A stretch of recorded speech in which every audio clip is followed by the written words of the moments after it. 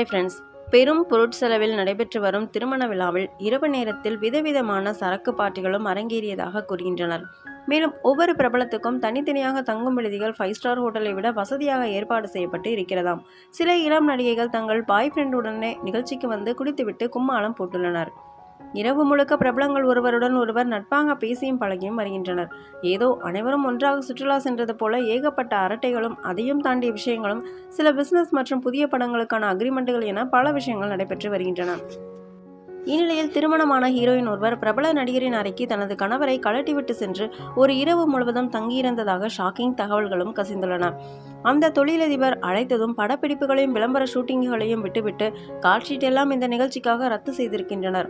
அதற்கு காரணம், அத்தனை நாட்கள் அந்த நடிகர்கள் எவ்வளவு சம்பாதிப்பார்களோ அதைவிட அதிகமாகவே தொகை கொடுத்து நடிகர்களை புக் செய்திருக்கிறாராம் அந்த தொழிலதிபர் என்கின்றனர். நட்பின் பேரிலோ அல்லது அன்பின் பேரிலோ நடிகர்கள் யாரும் வரவில்லை என்கின்றனர்.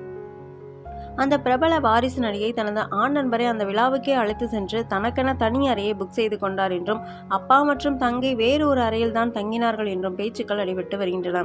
எல்லாவற்றுக்கும் மேலாக பிரபல நடிகை கணவருடன் அந்த நிகழ்ச்சிக்கு சென்ற நிலையில் நள்ளிரவுக்கு மேல் கணவருடன் இல்லாமல் பிரபல பாலிவுட் ஹீரோவின் தனி அறைக்கு சென்று விட்டதாகவும், இரவு முழுக்க அங்கேதான் இருந்தார் என்றும், காலையில் தான் மீண்டும் தனது அறைக்கு வந்ததாக அதிர்ச்சியளிக்கும் விஷயங்கள் புகையை தொடங்கியுள்ளன.